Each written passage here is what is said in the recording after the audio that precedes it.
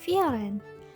Today, we will explore more broadly how communication and culture can affect a person's identity.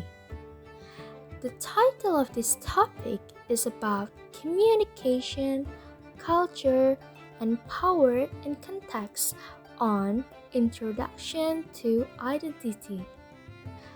So, without any further ado, let's get to the video. But before we go to the relation of this topic, you must first know what an introduction to identity is. When we meet a new person, we usually ask and give the information about our self-identity.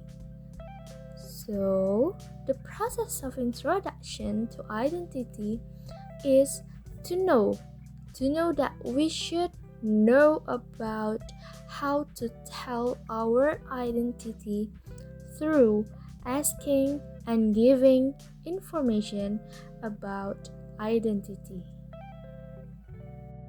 Now, I'm going to show you the examples of asking and giving information about identity. Hello, good morning. What's your name? Morning. I am Aisha. Where are you from?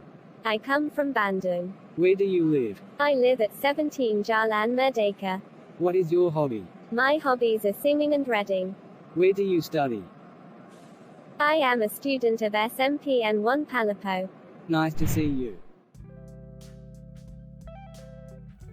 From that video, when we want to know the identity of each person, we should ask and we should give to that person about the identity.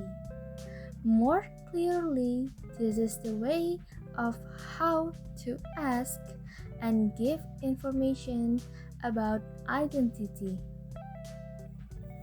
What is your name? Where are you from? What is your nationality? Where do you live?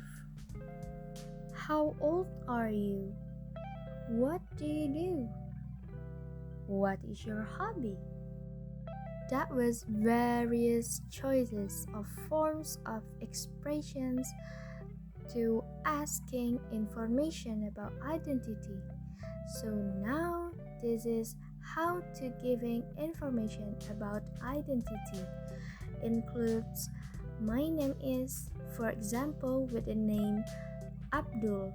My name is Abdul, and I am from America or Arab.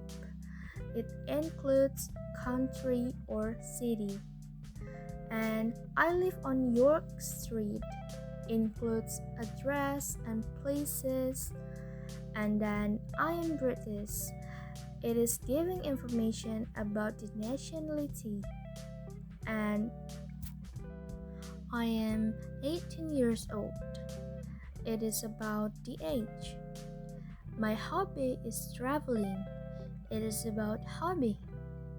And I am an English education student, for example.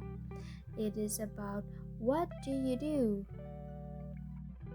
Those are various ways of how ask and give information about identity when we meet new people for the first time. Okay, now moving on to the next topic, which is about communication, culture, and power in context. So, what is the point with the communication, culture, and power in context? The point with the introduction to identity.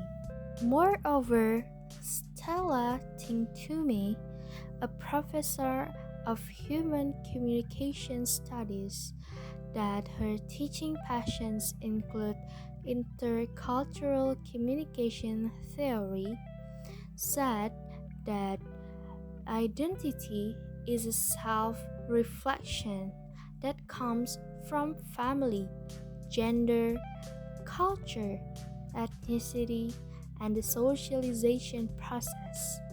Identity basically refers to the reflection of ourselves and other people's perception of us. From those words, we can know that an identity itself is a process of identifying a person's identity, which must come from the environment in which a person lives, whether from their family, gender, ethnic, culture, and how a socialization process occurs in a community environment.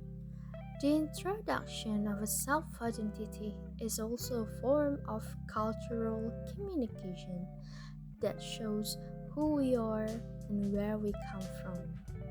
We cannot just compartmentalize that we come from the same place because we are diverse beings and have various kinds of diversity. So, communication and culture have power in the context of introduction to identity. They have mutual influence on each other. Communication as culture, culture as communication.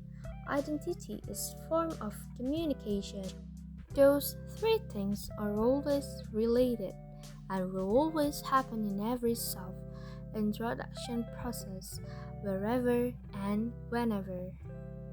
For instance, because a communication as a cultural, it showed that how the communication of culture influences each person's identity. So, an example of this can be seen an identity of two different cultures, people from Java Island and people from Sumatra Island. Communication that exists in an area has a different way of communicating. Most people who live and come from the island of Java tend to speak and communicate with a softer and slower stature. Meanwhile, most of the people who live and come from Sumatra Island talk and communicate very firmly and loudly. To clear this, you should watch these two videos. Kula mangke sonten badhe tindak dhateng ngirene jenengan nggih. Ajeng rampungake tugas. Walah, nggih pun kula rantosi teng griya mangke sonten nggih. Berapa sekilo, Mang? Mang, jeruk sekilo berapa? 60. Woi, mahal, Mang. Mahal, Mang. Jeruk mana nih? Ini jeruk Medan.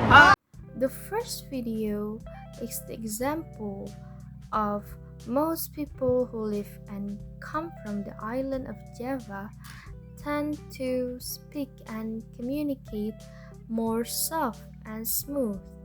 And then the second video is from the Sumatra Island, that the example of how people who live in that island communicate very firmly and loudly.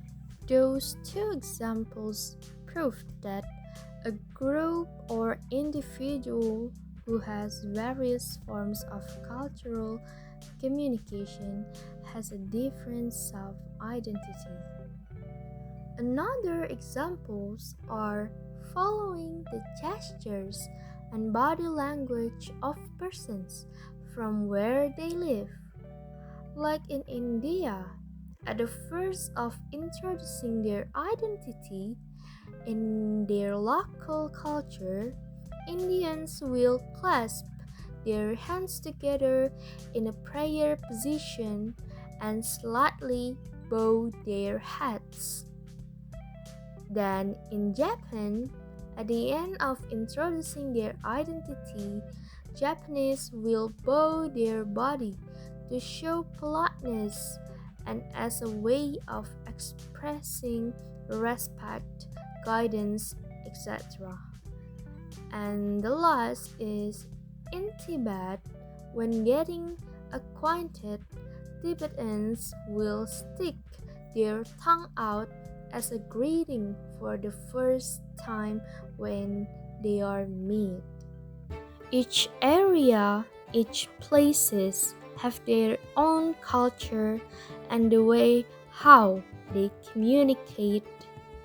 So, an introduction becomes a prefix point in communication when we get to know each person's identity so that we can learn and know the various cultural backgrounds that are owned by everyone, even in every country.